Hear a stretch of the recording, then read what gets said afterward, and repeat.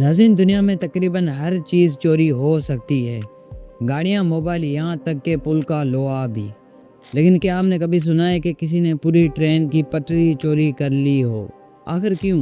क्या सिर्फ सिक्योरिटी की वजह से, या इसके पीछे कोई ऐसी हकीकत छुपी है जिसके बारे में बहुत कम लोग जानते हैं? सबसे पहली और सबसे बड़ी वजह यह है कि इसका वजन और इसका साइज। ट्रेन की पटरी कोई आम लोहा नहीं होती, ये एक खास हैवी ड्यूटी स्टील होता है। इतना मोटा, इतना लंबा और इतना भारी कि इसका एक टुकड़ा भी एक इंसान तो क्या, कई लोग मिलकर भी आसानी से नहीं उठा सकते। और अगर कोई इसे निकालने की कोशिश करे तो ये पट्टी जमीन के साथ, बुलेट्स, स्पिक्स और कंक्रीट के साथ इसी तरह जुड़ी हुई होती है जैसे जमीन का ही हिस्सा हो। इसे निकालने के लिए आम औजार नहीं, बल्कि गैस कटर, हेवी मशीन और मुकम्मल सेटअप चाहिए होता। और इतना बड़ा काम चुपके से करना तकरीबन नामुमकिन है। लेकिन कहानी यहाँ खत्म नहीं होती। मान लो किसी ने किसी तरह पटरी निकाल भी ली, तो असल मसला अब शुरू होता है।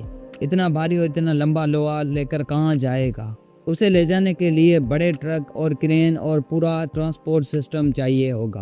और इतना बड़ा ऑपरेशन लोगों की नज़रों से कैसे बचेगा?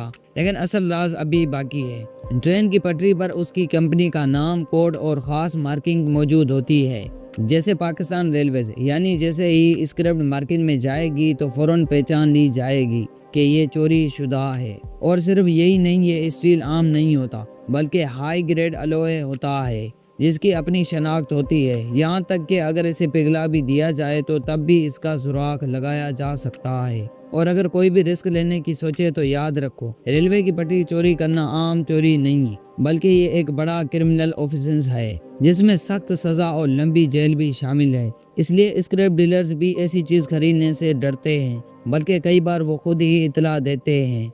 तो अब आप समझ गए होंगे कि ट्रेन की पटरी चोरी करना लोगों की ईमानदारी नहीं, बल्कि इसलिए इसे चोरी करना, बेचना और बेचकर निकलना तकरीबन नामुमकिन है।